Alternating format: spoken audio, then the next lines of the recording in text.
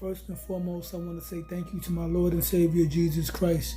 If it wasn't for him, this wouldn't be possible. Low Nose Boxing. Hit the like button, share the video, leave a comment, subscribe. I want to talk about Subriel Matias.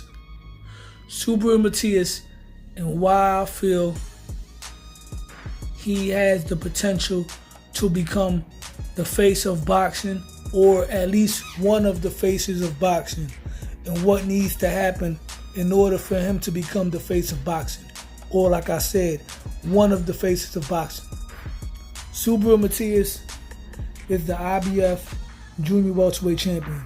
Subriel Matias, like I mentioned before, it's quite obvious. Subriel Matias has the fan base.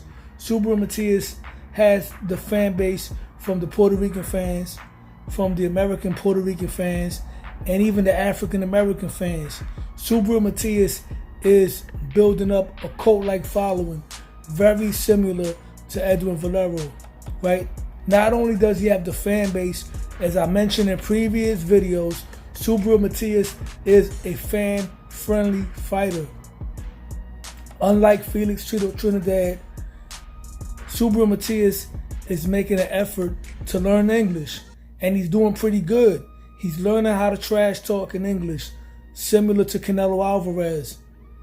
So Subriel Matias, with the fan base, the charisma, the style, all he needs now is the right fighters, the right opponents. He has a tough fight ahead of him June 15th against Liam Farrell. Now Subriel Matias, despite the fact that he doesn't really have any big names on his resume, he does have a pretty solid resume. Subriel Matias does have some undefeated guys on his resume. He has some big punchers, some dangerous fighters on his resume. Liam Farrell, even though he's not a big name neither, Liam Farrell has a bigger win on his resume than any of the guys that Subriel Matias has currently beaten. Liam Farrell is undefeated. He's Australian. He's a southpaw. He has power. He's coming off of an impressive knockout victory over a skilled Montana Love, who at the time was undefeated, a slick black fighter from Ohio. And Liam Farrell showed out in that fight. So make no mistake about it, I don't see this being an easy fight for Subriel Matias, but I see Subriel Matias breaking him down, stopping him somewhere between the 7th and 9th round. And if Subriel Matias does exactly what I predict, the sky's the limit from there. Now, Subriel Matias needs the right kind of opponent. Liam Farrell is the type of opponent to add more to his resume as far as the quantity, but now he needs quality, right? So Teofimo Lopez, who is a New York City fighter, right? Also a Florida fighter. He has a fight coming up June 29th against Steve Claggett. If Subriel Matias can get a Teofimo Lopez unification fight in Madison Square Garden, that will be huge, right? Teofimo Lopez right now is getting a lot of backlash from a lot of Puerto Rican fans due to the comments that he made about Puerto Rican fighters. Now, I'm Puerto Rican, and Teofimo Lopez is still probably one of my favorite fighters, if not my favorite fighter. But nevertheless, a lot of Puerto Ricans are not really feeling Teofimo Lopez right now. Puerto Ricans, for the most part, were Teofimo Lopez's biggest fans in New York, because the Puerto Rican fan base in New York adopted Teofimo Lopez. It remains to be seen how his reception is going to be the next time he fights in Madison Square Garden. But I will say this: if Teo fights Subriel Matias in Madison Square Garden, the Puerto Rican fans are going to be all out for Subriel Matias. No doubt about it. And let's not forget, Teofimo Lopez had also made a controversial statement about African American fighters, right? So a lot of the African American fans are also going to be tuned in, and they're going to be backing Subriel Matias' play, right? So Teofimo Lopez can be sort of like the villain in a fight against Subriel Matias.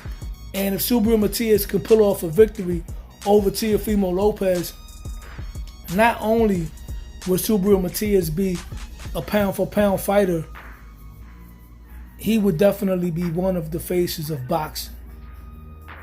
If he can pull that off. And that's a tough task in itself, right?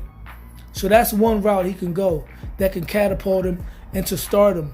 Another route will be Isaac Pitbull Cruz. Isaac Cruz is another fighter who has momentum. He has a large fan base with the Mexicans, the Latinos in general, but especially the Mexican fans. They're really backing Pitbull Cruz's play. And let's not forget about the historic rivalry between Puerto Rico and Mexico.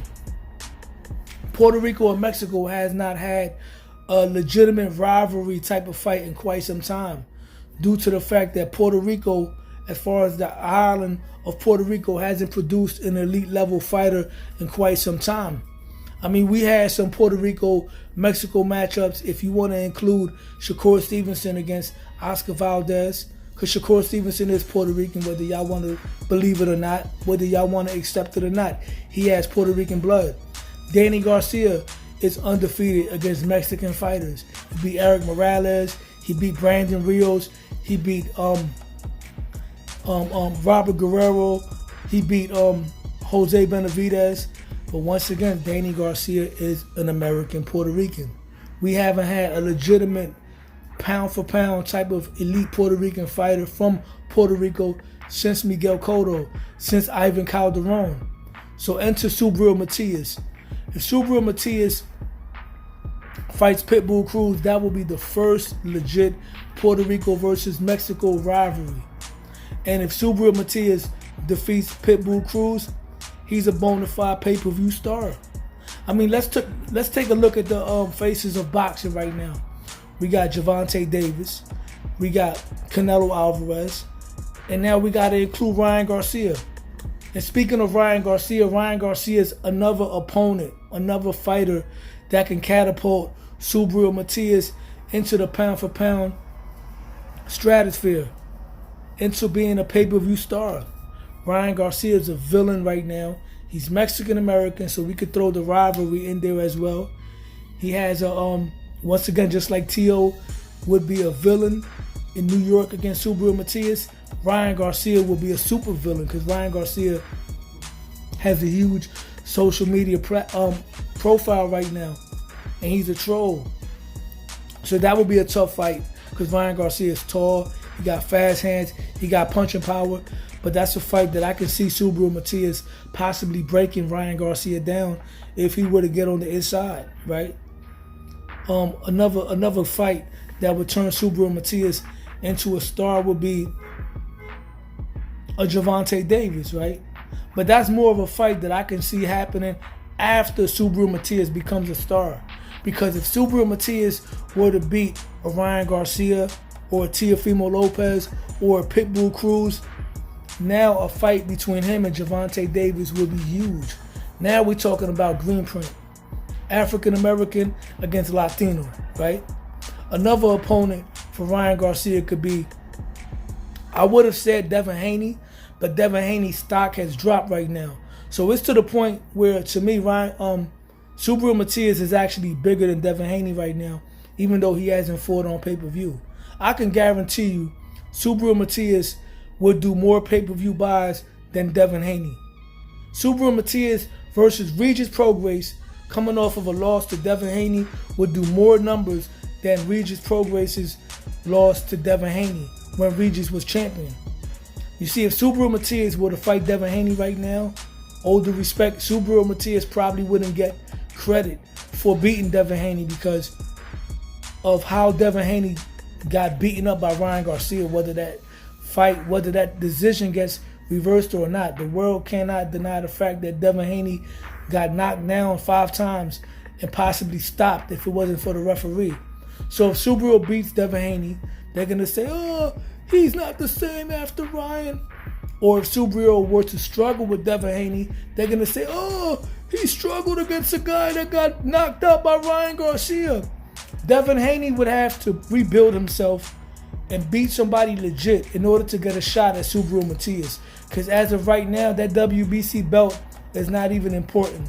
Ryan Garcia turned 140 pounds into a 3-belt era.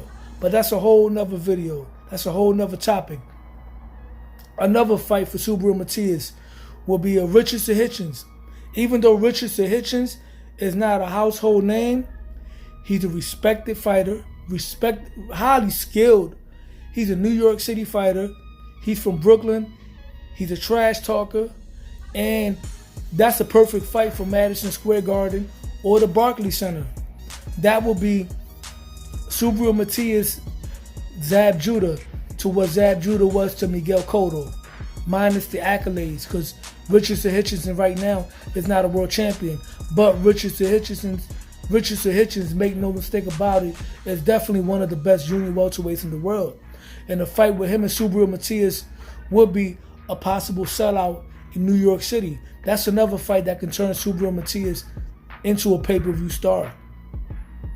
Now, Subriel Matias has to beat these guys. If he beats at least 2 of them, I can guarantee you he will be at least one of the faces of boxing. He will sell pay-per-view for sure. Subriel Matias got a bright future ahead of him. I'm looking forward to his fight against Liam Parrell to see how everything plays out and to see what's next. With that being said, hit the like button, share the video, leave a comment, subscribe to my channel, Low Nose Boxing, because Low Nose Boxing. I'm out.